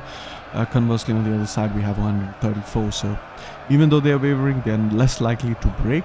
All this means is that their morale is at a dangerous level. But since no real change is happening to their unit strength, they are less likely to break. However, as you can see, we do have some missiles pouring into this unit, and as long as missiles are coming in, then there is a chance for them to take some casualties. But before that happens, you can see that we are busy routing out the enemy units. We still have quite a lot of the enemy units en route. We have a few of them still trickling down into the battle. So the battle's not yet over, but it's about just, 10 seconds left. So I do believe I put a time limit on this battle, since I do not really want to fight this battle for too long. But as you can see, it says costly enemy victory, which is rather weird. It is definitely our own victory, but I guess the game just calculates, or the replay just misunderstands it as an enemy victory. However, it was a very costly, or rather decisive victory for us, and a very costly loss for the enemy. And there you have it, a heroic victory. We lost only 573 men. We killed almost 20 times our number. Massive amount of kills for our cavalry. Our pikemen did quite well. Our Agrarians were excellent. And with that, we have managed to significantly weaken the Rhodians. Although we didn't wipe out a lot of their garrison, the good thing is that we will have the momentum advantage in the turns ahead. They are not going to go ahead and attack my fleet, which is amazing, which basically means in the next turn I can go ahead and just simply attack them, guys. Meanwhile, just going to wait to see what the Aracosians are up to. Not much. And with that, the turn has come to an end, but the Daorsi are dangerously close to attacking the Epirates. And I am thinking that I should actually cancel the military access, so that it kind of slightly protects my Epirate cousins. But the Epirates, they have quite a big army over here, so I'm not too concerned. Meanwhile, welcome to the next turn, of course. We do have some characters that have leveled up. We are in the process of losing in as far as, of course, our supplies is concerned. Taking a bit of casualties. Or is it a disease? It's out of supplies, right? So let's just go ahead, give them all of that. And what we really need to do is now wipe out the Rhodians. So let's go ahead with both of our armies. This army should be relatively at full strength, so we can easily attack over there. But first, we're going to attack this army that's outside. Should be an easy auto-resolve, 100%. I'll take that. And now we are going to go ahead, attack the Rhodians. Once again, a decent auto-resolve. I don't need to really fight that out. And we are going to peacefully occupy the settlement because it is Hellenic culture. We've wiped out the Rhodians, taken a bit of casualties. Our fleet has taken a big beating. But we don't really need a fleet, so we can just, dismantle the fleet. Go ahead, can promote the health of that ship. And meanwhile, we are going to just move this character into the port so that he levels up and replenishes. We're going to focus on that replenishment rate. Characters have leveled up, as well as the army traditions. Of course, a lot of fighting going on over here, so that's great. And finally we can get a couple of these skills, so we have the Rhodians under control. All that remains is, of course, dealing with the Aracosians all the way over here in the east. We do have the Nabateans a little bit close by that could get involved in the fighting. However, I'm not going to rely on that too much. Let's take a quick look at all of our provinces. Try to build them up, of course. We are going to be focusing a lot on the easternmost provinces. That is because the westernmost provinces for now seem to be doing quite fine, so we don't really need to focus on that. Ionia, meanwhile, we can upgrade, start dismantling some of these buildings. We do have a decent port over here as well, so that is great. Ionia, what kind of money you're making? Pretty decent. We do not have governor generals, unfortunately, but we are going to recruit them. Let's go ahead, get one for Pergamon. We'll get the other one for Pesinos. This guy, we're going to put him in Ephesus since he was an admiral. There we go. And we're going to get a couple more for Rhodes as well as Pesinos. However, with that, we've depleted all of our funds. Nothing much else left to do in this turn. We're looking quite good as far as culture is concerned. Carmania is culturally Hellenic. We're going to move our dignitary towards, of course, Aracosia. Meanwhile, the other dignitary can move up north. We have managed to even convert Media. We managed to convert Parthia. We want to convert, some of these eastern provinces, but as I mentioned, I'm not too confident of my capabilities to convert them before, of course, this series ends. But for now, what we are going to be focusing on as much as we possibly can, I think we should just dismantle this building so that we get that immediate garrison. Alexander himself has kind of leveled up or replenished. We're going to put him in a ambush stance, kind of try to feign a sort of weakness over here, enticing, of course, these guys to move eastwards, try to attack the Nabateans over here. Hopefully they can reach, and if they do that, then we will be in a very good position to attack Pura. We will not have to fight a very big battle in order to do so. However, with that, we're going to go ahead, end the turn, and I will see you all in the future. Alright, welcome to the next turn. Alexander has been discovered. The Aracosians have moved, and a big mistake over here. They are in a very bad position. However, unfortunately, will not be able to attack that settlement. Unless, of course, that is the Shah. We are going to try to, with our best spy possible, try to assassinate him. We have a 14% chance. And there we have it. We have assassinated the Shah, which means if we conquer Pura in this turn, we will have wiped out the Aracosians. We will have won the campaign. So let's just go ahead, move up Alexander, go ahead, attack Pura. It's going to be our last fight of this entire series. It's the last remaining Achaemenid settlement. Of course, we are going to keep moving our dignitary as much as possible towards Capisine. Try to culturally convert the province. Meanwhile, over here, we are doing a fairly decent job of it. And we don't need this dignitary here anymore. We're going to move him up towards Karth in order to help culturally convert that province as well. We're looking quite good over there. Meanwhile, over here, we're looking quite good. We have quite a lot of money. So before we go ahead, attack Pura, we're going to try to upgrade a lot of our buildings as we possibly can.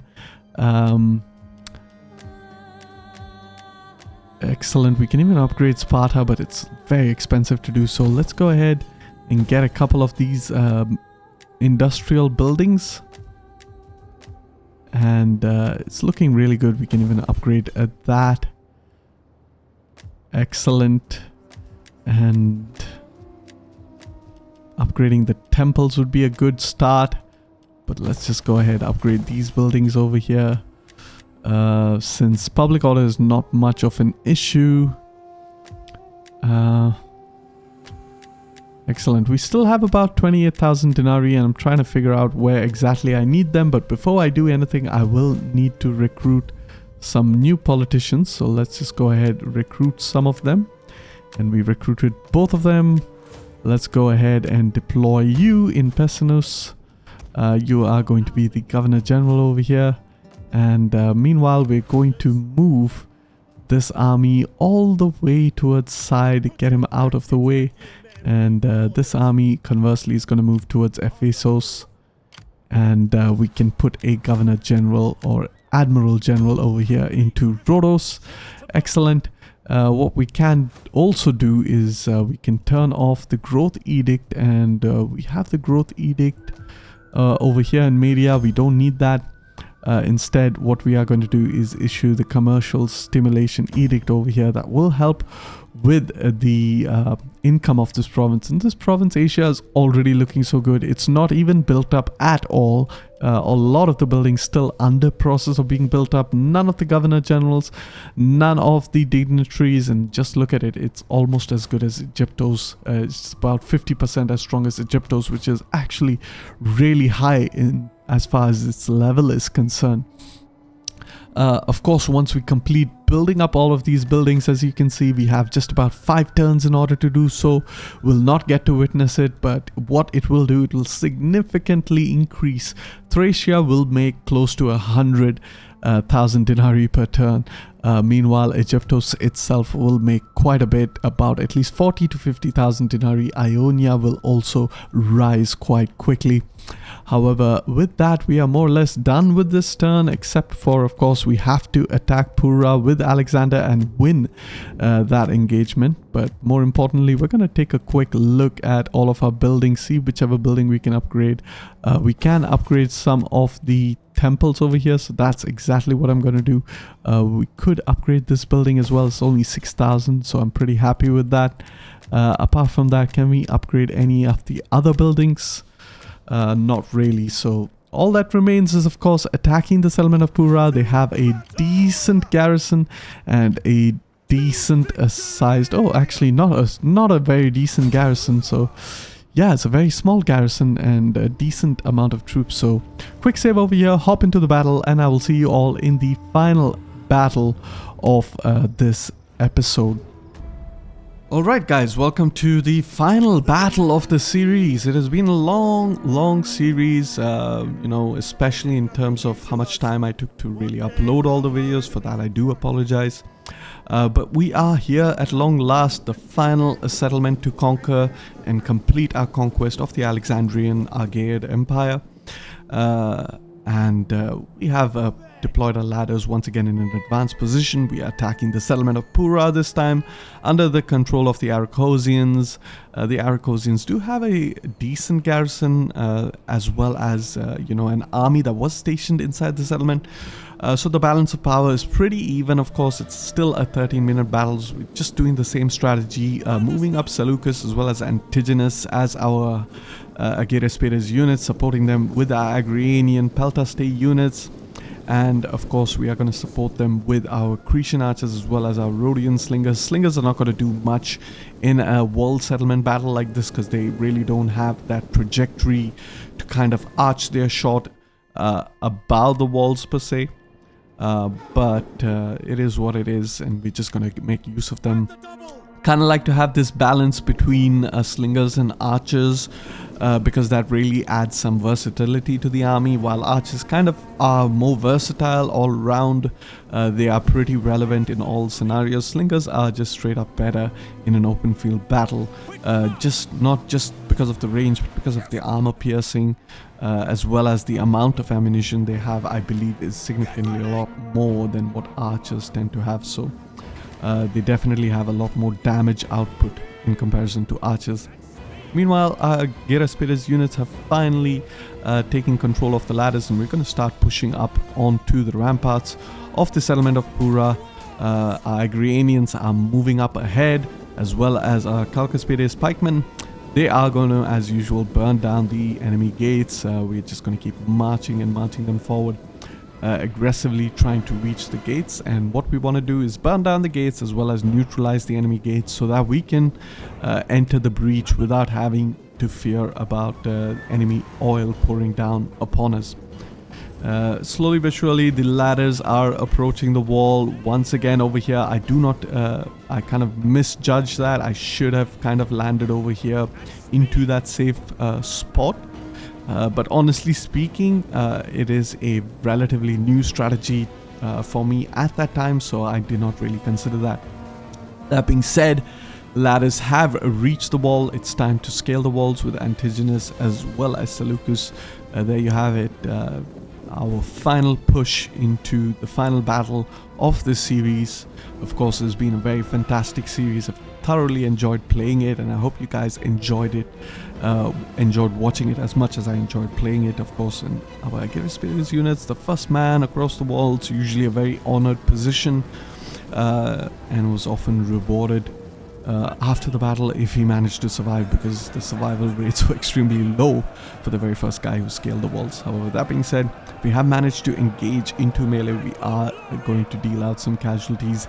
These guys are lightly armored, so they're not going to be able to do much. Just a quick comparison of the stats. We have 15 melee attack, 31 melee defense, so extremely defensive.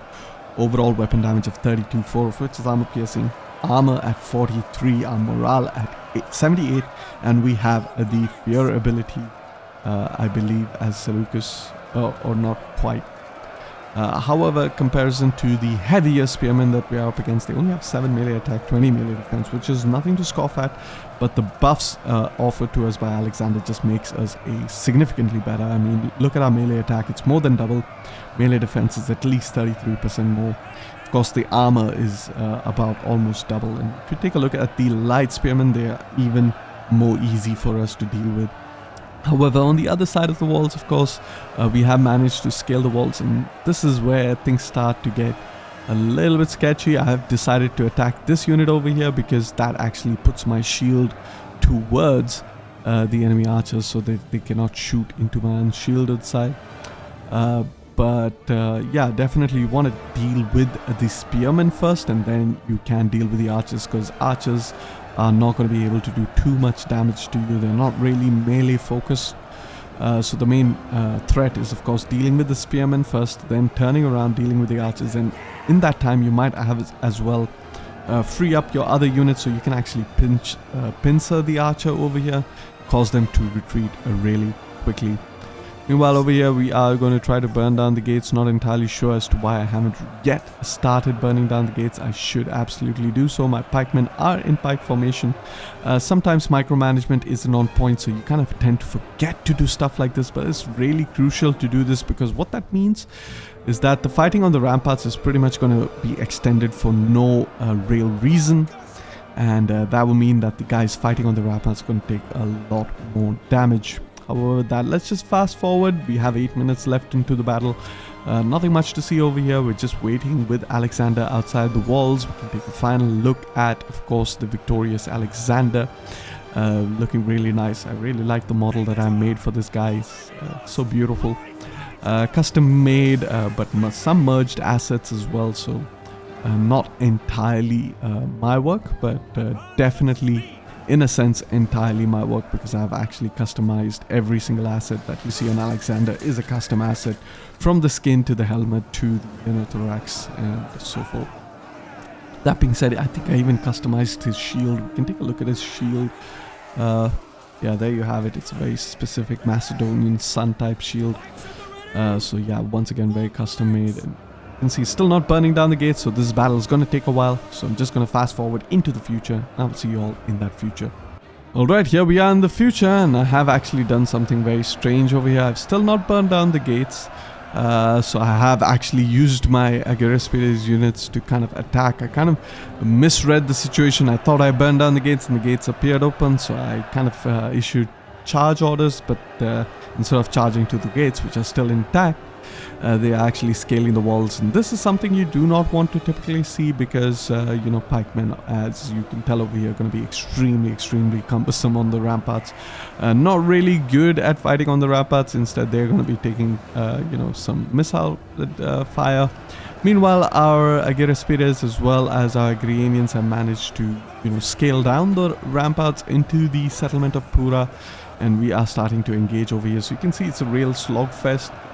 We have taken quite a significant amount of casualties on our Agrianian axemen, of course, but our Aguirrespides are extremely heavy, extremely well armored, so they're not going to be taking too many casualties. And eventually, it's going to be a slow grind into defeating off these enemies. At this point of time, you might wonder what exactly it is you need to do, and at this point of time, if you're in this bad situation, you really want to switch the balance of power as quickly as possible. So you want to focus on the more vulnerable units, like the cavalry units that I've focused on over here, trying to break them as quickly as possible. And the reason I can do so is because I do have the spearmen and the Aguirrespides, which have a bonus versus cavalry, so that actually means that I'm able to rout out the cavalry even quicker. The next up, you want to focus on light missile units like this, because once again, they don't have really good melee capabilities, and in doing so, you can quickly rout them out. And then finally, you want to focus on, of course, spear units as well as sword units. In fact, spear units come at the very end because they have a lot of defensiveness, which means you're not going to be able to dish out, you know, very quick casualties against them, which means you're simply going to be wasting time.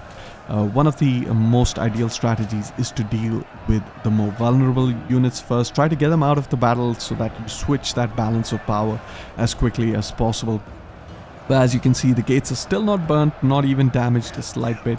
But we are in the process of pushing our troops into the weaker enemy units. We managed to rout out another couple of units.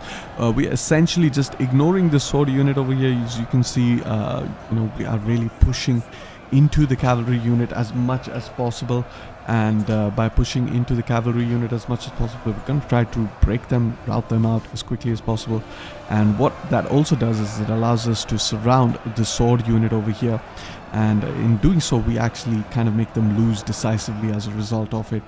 As you can see, not much left to the enemy garrison. They still have their general unit, a single archer unit, and another swordsman unit over there. But for the most part, the swordman unit over here is already losing decisively. It's not gonna break because it's not losing men that quickly. But you can see the casualties slowly starting to mount. Meanwhile, over here, we are engaged with the cavalry. With our spearmen, but it's going to take some time to deal with the cavalry. And there you have it. You can see that you know, the cavalry is now starting to lose quite decisively, lose a lot of men, and with that we have managed to break them, break the balance of power, shatter the entire morale of the garrison, and secure the final settlement of Pura and complete the Alexandrian conquest. And there you have it, a very decisive victory. We lost quite a bit of men, but of course our Agrianians, our Hyperfistae, did a fantastic job soaking up all of that damage. Agrianians took a bit of damage, and this is the reason, even though Agrianians are really good at scaling the walls, since they are melee weapon or melee infantry, they are better at fighting on the ramparts. But this is the reasons why you want your more heavily armored units, especially your spearmen, to scale the walls first, because they take less casualties, allowing your Agrianians to you know, apply that shock damage. As you can see, they scored 600 kills in total, which is about you know, 1/4 of the overall casualties. Meanwhile, the Aguirrespides or the Hyperfistae did a pretty decent job. They got almost 1/3 of the kills in that entire battle. And finally, I supported my Agrianian axemen with the Agrianian Peltastae. They are also pretty good in melee combat, and they got about 500 or 450 kills, which is close to 13% or 16% of the total casualties. So yeah, all in all, very good. Of course, Grecian archers are going to be really good at arching their shots as compared to your slinger units. Apart from that, our Halkaspides also did quite good against that unit that came outside the gates. And that unit, even though, you know, it was pretty much suicide, what it did, it prevented us from burning down the gates, which is one of the reasons why we had to rely so heavily on our, you know, the ones who scaled the walls. Meanwhile, Alexander, I don't know how he managed to get any kills, but he was pretty much instrumental in that victory over there, issuing a lot of the buffs as close as possible to the walls, to the men fighting. But just keep in mind, had we not sent up a Hyperfiste before the Agrarians, who took quite a bit of casualties, as you can see, they almost had 50% strength, we would have definitely lost that engagement. However, with this, what we are going to try to do is just sack the settlement. I think we don't have enough movement range, so we're just going to simply occupy it. And since we assassinated the leader over here, we should wipe out the Aracosians, and there you have it. We have wiped out the Aracosians. We've managed to wipe out the entirety of the Achaemenid Empire. We have secured a victory. We're gonna go ahead, dismantle all of the buildings, of course, and we have managed to do so. And Alexander had just turned 29. It is the spring of 326 BCE. What we can do is just upgrade Alexander, and that's that final army tradition for Alexander. So really powerful looking troops over here. Really fantastic. I mean, look at that melee defense, 31 melee defense. No wonder they're so good at scaling the walls. And what's more is that they also have this scare ability over here, so it's really fantastic. Meanwhile, our Agrarians, not bad, 14 melee attack for a unit with an overall of 35 weapon damage and 15 armor penetrations. Absolutely insane. Meanwhile, our own Agrarian Peltaste, not that great in the melee attack, but pretty decent as far as Alexander is concerned. Just take a look at that weapon damage. 44 overall weapon damage, 40 base damage, a melee attack of 27, which is insane. It's higher than any of the other units on the battlefield. Of course, we do have our Hippias Agamatos, our Royal Guard cavalry, really powerful, 49 armor, even more than Alexander himself. Really amazing charge at 72. We do have our Heteroi under Kletos, Kretoros, as well as Eumenes, all of whom have amazing stats thanks to all of those buffs that we have received. And finally, we do have our Calcaspires units, or Calcaspires units. Amazing stats once again, especially for a pike unit. So you can see that melee attack is absolutely insane, which means they could score a lot of kills, and of course they do have really high weapon damage as well. Amazing base morale.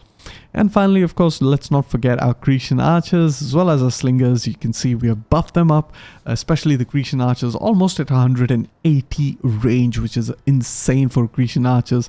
Missile damage of 21. Just going to take a look and see what the missile damage breakdown is. Overall missile damage 4, armor piercing 16, base damage, but more importantly the shots per minute at 12, the base of which is actually just 8 shots per minute. So they are, where we have here, 8 shots per minute, so they're absolutely insane. Meanwhile, the slingers themselves, 5 or 6 shots per minute, bumped up to 9. So really formidable army over here. As you can see, most of our buildings have been completed. We're making quite a good amount of money. We don't have much else to spend. We're just gonna make sure that we build as much as we possibly can. We are in the process of building up Rhodes, and of course I could go ahead and end the episode right here, right now, since we have managed our objective, in fact 3 years prior to actual Alexander's death. But of course we didn't have to fight along the Indus. Had we had to do that, I still believe we could see anywhere between around 7 to 8 settlements. So we still would be able to win the campaign on time because we won quite decisively.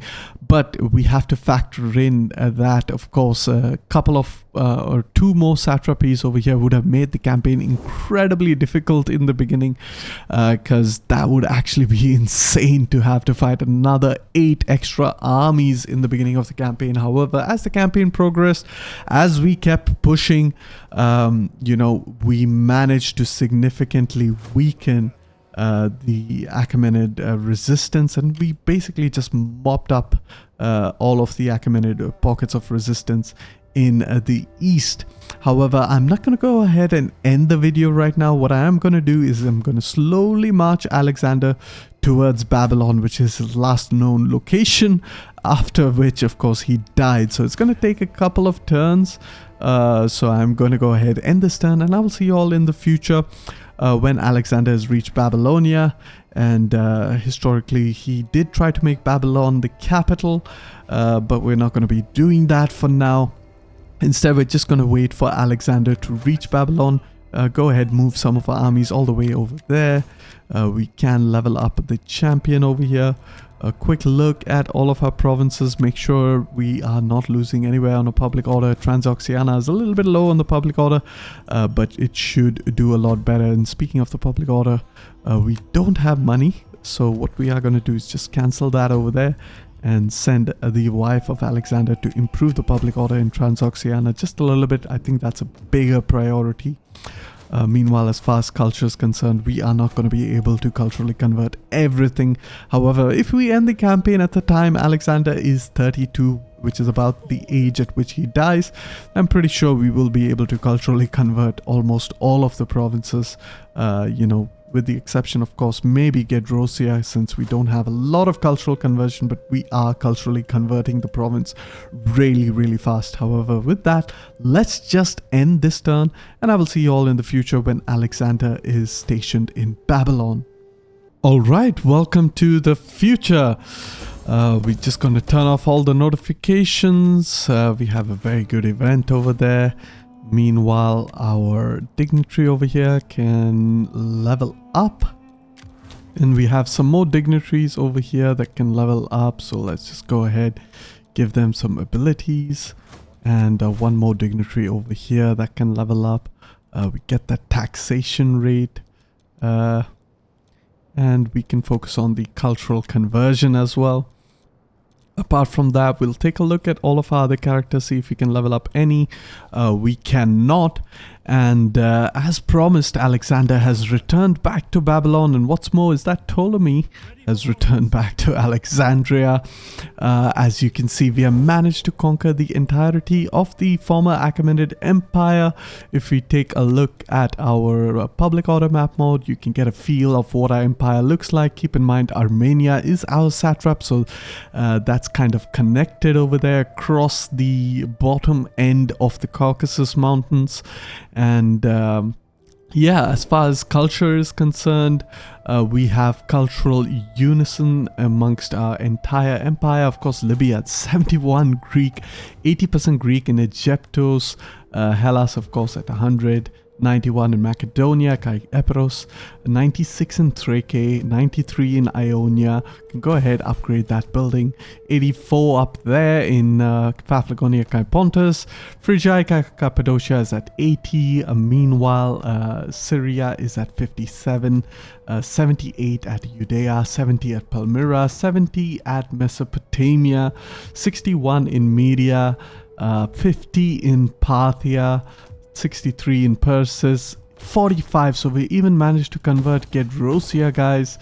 45 in Gedrosia, 45 or 50 in Area, so that's looking good. Meanwhile, 38 just about in Bactria, 43 in Transoxiana, as well as 49 in Kat. So we even managed to culturally convert all of the provinces. Alexander is still 29, which means he has about 3 years, and we have forwarded at least 10 to 20 turns into the future. And if we consider 3 years, that's about another, or 2 years at the most, that's about another 24 turns plus 20 turns. That was 40 turns to spare in order to conquer the Indus region. Of course, our economy is looking fantastic, making 46 food in surplus. We're taxing 3 provinces right now. Thrace at 67,000 denarii. Keep in mind that taxation is on low. If we put it on high, we're getting quite a lot of taxes. of course, our net income is at 120,000, almost 130,000 denarii per turn. At medium, it's about 150, and at high, it's about 170,000 denarii per turn. But let's go ahead and turn it on low, since we don't really need it to be high. And the benefit of turning it on low is actually that growth rate. And now I decided to end the episode on a winter of 325 BC exactly, since we did start the campaign in the winter against, of course, the Odrysians. So it kind of makes sense to come full circle back into the winter season. Alexander himself died about 2 years or 3 years later in the summer, due to suspected reasons of malaria or even poisoning assassination attempt. And it's kind of funny that Alexander actually even has a little baby on the way from Roxanne. Obviously the names are incorrect because it is completely random depending on the game. I could go ahead and mod that, but I didn't want to do that. Meanwhile, we are just looking really good as far as economy is concerned. Thracia making about 67,000 denarii, Egyptos at 34,000. Not the best, not as good as it is in the grand campaign, because you're lacking several monuments, of course, and several of the resources have been nerfed, especially the salt resource. Meanwhile, Ionia is starting to look good, 21,000 denarii. We are not even leveled the province up, and of course a lot of our buildings are just at level 2. So you can just see how powerful Ionia, or rather Asia, in the grand campaign is. Very much capable of even overtaking Anthea. Of course, we've gotten some governor generals over here in Ionius, as well as Pessinus. We've got admiral governors in Ephesus, as well as Rhodes. We even have a dignitary, but they're not all highly leveled up, which means we're not making as much money. But as you can see over here, you can see the empire maintenance is down to 0. That is because we have spammed a lot of these sanitation buildings, each one giving -1 empire maintenance. Apart from that, in other provinces, we even have completed academia giving a whopping -4 empire maintenance, and that has actually taken our empire maintenance down significantly. Meanwhile, in Thracia, you can see the tax rate is at 118 thanks to our characters and dignitary. We have 81% in Ionia, and in Egyptos itself we have 68%, not as high as the rest. As far as food is concerned, we have several characters that can check out the food. We're making 53 in Mesopotamia, 48 in Libya, which is really surprising because Libya is not very fertile. Mesopotamia kind of makes sense. Paphlagonia, Kai Pontus 29, Phrygia, Kai Cappadocia is making just about 15, which isn't all that much, to be honest. Not entirely sure why that is, but maybe it's because we do not have a lot of buildings that can help with food production over here. Meanwhile, Mesopotamia is looking really good thanks to the industrialized granaries, and it's a misspelling, which I will inform the team to correct that spelling, of course. Meanwhile, if you take a look at Libya, is making quite a good amount of food. That is because we have the fish traps. If we even upgrade it, we will be making even more food in Libya. Quick summary of how the entire series has transpired. We can go into the political map mode. We started out with just Macedonia, Eperos, as well as Hellas, so just 3 regions, to be honest. Athenae, as well as Larissa and Pella, our capital. And we first were in a war against the Odrysians. We managed to take Naissos, move towards Philippopolis, then eventually conquering Odesso and Anthea. After which we kind of built up 2 armies ready on to take the massive stacks of the Achaemenid armies. We had about maybe 12 to 16 Achaemenid stacks. Apart from that, they had 1, 2, 3 satraps over here, each of which had 4. So you're looking at 12 plus 16, that's about 28. And then of course you had another 8 stacks of the Bactriana, so you're looking at 36 plus another 4, so 40 stacks. So our 2 armies against 40 stacks, of course Alexander leading one of them and Hephaestion leading the other. We basically managed to conquer Nicomedia, held out this as a choke point. We immediately ignored Pessinus because it could be attacked from multiple directions, so we did not want that to happen. Instead, what we wanted to do was attack Pergamon, work our way counterclockwise towards Pessinus, create 2 chokeholds over here. Conquering side gave us that triple chokehold, basically consolidating Ionia firmly in our possession. After that, we managed to push onwards towards Iconian, slowly pushing towards Sinope as well as into the Gordian and Mazaka and Amasea. With Amasea, Mazaka and Tarsos eventually under our control, we managed to create a new frontier of strategic settlements that kind of block the east to west or the west to east motion of the enemy armies, picking up a multitude of enemy armies one by one in each of the following settlements and consolidating our control over the western half of Anatolia, after which we even moved eastwards, conquering Trapezoes as well as the entirety of Syria. In the following episode, we even managed to liberate our future vassal at Coron, basically the Hague or the Armenians, and we slowly but surely started expanding them, not too fast because we didn't want to be anachronistic with our expansion. But while we were doing that, simultaneously we pushed down south, conquering the settlements of Salamis, Tyros, as well as Dura and Palmyra. We had a huge disadvantage at this point because a lot of these settlements, especially Thapsacos, Dura, as well as Samosata, could easily be attacked. Meanwhile, keeping control of Armenia was also difficult because you had quite a lot of Persian satrapies as well as Achaemenid forces push into Persia. So there was a lot of back and forth. We never lost a single province of our own. However, we did manage to lose Armavir, which was under our satrap, so that doesn't count. In that back and forth, after which we even pushed into Jerusalem. We established friendly treaties with a lot of the neighboring Arabian tribes. We managed to move into Egyptos, which wasn't too far away. At this point, it seems like the Achaemenids were on the back foot, or rather we were evening things out. We had a lot more armies, about 6 armies, so we were able to effectively mount a defense over here. We slowly pushed into Edessa and Hatra, mounting a good defensive frontier along this area, preventing a lot of the Achaemenid forces from reclaiming the Levant as well as Anatolia. Meanwhile, we marched into Egyptos at the same time, and with Alexander, Hephaestion and Ptolemaeus, as well as Cassander. And Egyptos, I think, is scripted not to have any armies as a satrap, so it was fairly easy to conquer the entirety of Egyptos, even conquering Paratonian and Kyrene. We then declared war against the Nasamones, I believe, and we captured Ammonium, thereby visiting the oracle of Ammon-Ra, basically, who named Alexander the son of Zeus Ammon. We even conquered Ogila just for the heck of it, in order to wipe out that faction, of course. Then we marched all the way eastwards with Alexander, fighting off at the Battle of Gaugamela between the Euphrates and the Tigris rivers, defeating and crushing the last true remnant of the Achaemenid armies, capturing Babylonia, and with the capture of Babylonia, it was time to push into Frafsa and Ganzak in the north.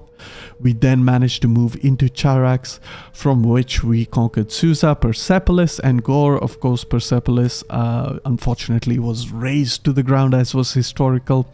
Eventually, we started chasing Darius with Alexander towards Ecbatana, Raga, Hecatombe, Pylos, Sadrocata. However, by the time we caught up to him, the Achaemenids were left with just 2 remaining settlements at Susia and Nisa, but Darius was dead, and we sent his body back to Babylon to his family, who buried him alongside the other rulers of the mighty Achaemenid Persian Empire, and we managed to crush out the remnants of the Achaemenids at Nisa. What that meant was the last 2 remaining satraps of the Achaemenids, namely the Arachosians as well as the Bactrianians, were the only ones left. we managed to move into Area, quickly conquering the region. We managed to push down south from Persis, conquering Caramania and eventually Frada. And one of the armies, in fact, move all the way up to Kath as well as Actau. And he's still stationed over there at Actau, Stratos 3 Perdiccas. And I think Perdiccas was in charge of this region over here. And I think it's Crateros rather, or I think Perdiccas really, who was the regent of Alexander's heir. After that, we managed to push towards Transoxiana, capturing Bukhara, Marakanda. Alexander himself moved towards Bactria, Eucratidea, Capisine, where he was married to a Bactrian noble to kind of consolidate his control over the region. Of course, we couldn't push across the Hindu Kush and conquer the Indus region, although I do see the river here. I really wish it was possible to mod the map and get this part of the Indian subcontinent into the game. It would be absolutely fantastic to be able to expand the map in that region. Would be really nice to have the Indus River, which was strategically very much relevant in this time frame and even in the time frame of Et Impera Grand Campaign. And finally, of course, in this episode, we managed to push down south, capturing Aurea. Meanwhile, all the way in the west, Sparta had rebelled against us. They were crushed at the Battle of Megalopolis and eventually subjugated. We even managed to subjugate the Rhodians, and eventually we managed to push from Aurea into Pura, completing Alexander's famous march across the Gedrosian desert, where he lost a quite significant portion of his army. By capturing Pura, we wiped out the Aracosians, solidifying our rule over the former Achaemenid territories. Alexander himself famously marching across the Gedrosian desert all the way back towards Babylon. And during this march, when he lost a lot of men, it was famous that they were dying of thirst, and basically Alexander's men managed to find a little bit of water, which they filled into a helmet and offered it to Alexander. And when he looked upon that helmet, he asked if this is enough to feed or quench the thirst of his entire army. And when they replied no, he famously emptied out the helmet into the sands of the Gedrosian desert and said, "Then even I will not drink, for I am one and equal with my army," which just goes to show you the kind of leader Alexander was. Much to the contrast of modern leaders, Alexander shared in the hardships of his soldiers, eventually ending up in Babylonia, the remainder of his army, sailing across the Arabian Sea, which was the much better route, to be honest, but Alexander could have easily sailed with them. But I'm pretty sure, considering the story I just explained about Alexander in the water, I'm pretty sure he chose to march with the hardships of his men across Gedrosia. And eventually Hephaestion ended up dying out of his sickness, which is, supposedly malaria. Alexander was very devastated by this. I'm not going to touch on the topic of his, sexual orientation. I covered that in the first episode. A lot of you were happy that I sided with what I consider to be, historically plausible given the evidence. But a lot of you were opposed to this because you felt that I was, being anti-diverse. I'm not that way. I kind of live and let live, but I look at the historical facts, and based on that historical fact, I do not think that Alexander was a raging homosexual. However, for those of you who disagree, I beg to differ. Eventually, Alexander himself contracted an illness, whether it is through malaria or poison, or his march through Gedrosian desert, or him finally succumbing to the multiple wounds he faced in battle. Keep in mind that he was fighting or leading from the front, which means he actually had a lot of, and he should actually be in Babylonia, so let's just go ahead and put him up over there. Actually, just put him up in the settlement over there. This is Babylon, as you can see, that historical settlement. But regardless, we just got to see a little bit of Alexander do a dance over there before his final death. Of course, Alexander is still 29, giving him about 3 years more So I have completed the campaign with a resounding success. It was really fun campaign, really tough in the beginning, but as you keep gaining that momentum, keep snowballing into the enemy forces, the remainder of the conquest was fairly straightforward, very easy, and really the Macedonian army had a massive advantage over the Persians. The Achaemenid Empire in its own right, a great legacy to any Iranian Persian today. However, at the time of Alexander, they were just simply outmatched with the military reforms of Alexander's father, Philip the One-Eyed, after which the settlement of Philippopolis is renamed after. A lot of people criticize Alexander, saying that of course he inherited a vastly professional army with a new innovative sort of weaponry, or as the Germans would call it, Wunderwaffe, if I pronounce that right, which basically means a wonder weapon, which was the Macedonian phalangite, and pretty much nothing the Persians could throw against Alexander could counter this weapon. So it was more or less a sealed fate of the Persians, but to Alexander's credit, he faced a lot of unique adversaries, like of course the nomads across the Jaxartes River. For those of you who haven't actually seen the battle, I recommend you YouTube it. It's very fascinating how Alexander actually encircled a nomadic horse archer army and then slowly squeezed them and basically defeated them using predominantly an infantry-based army.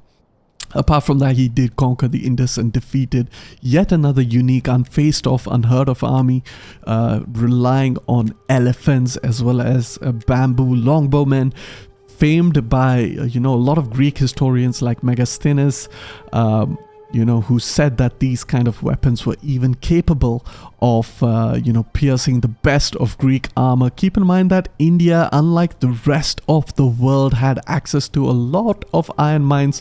So India, in effect, effectively skipped the Bronze Age and directly skyrocketed into the Iron Age. And of course, iron being a lot better as a material against bronze, which means that, a lot of the Macedonian weaponry and armor was ineffective against Indian weapons.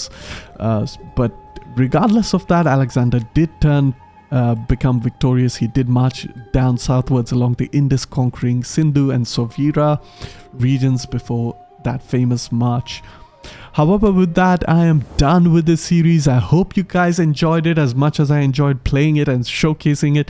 Here's another look at that Macedonian empire, really beautiful empire. One of my favorite characters in all of history, Alexander, the second most famous or influential human in human history. The first, of course, being none other than Jesus Christ. Whether or not you believe him to be the Son of Man, a God, I do. But even if you do not believe him to be as such, you have to pretty much admit that he was the most influential figure in human history, because, I mean, just take a look at the world. You have 3 billion followers of Jesus. You don't have any followers of Alexander that practice Alexander or whatever he stood for in today's world. However, that being said and done, I thank you all for watching. I hope you all enjoyed the series, and if you like the video, please like the video and don't forget to subscribe if you are interested for more. I do apologize that this has been a rather short series, just 9 episodes. We haven't even hit the double digits, but that's just how successful I was at carrying out this campaign. With that, I am gonna sign off over here. Summary out. Peace and love.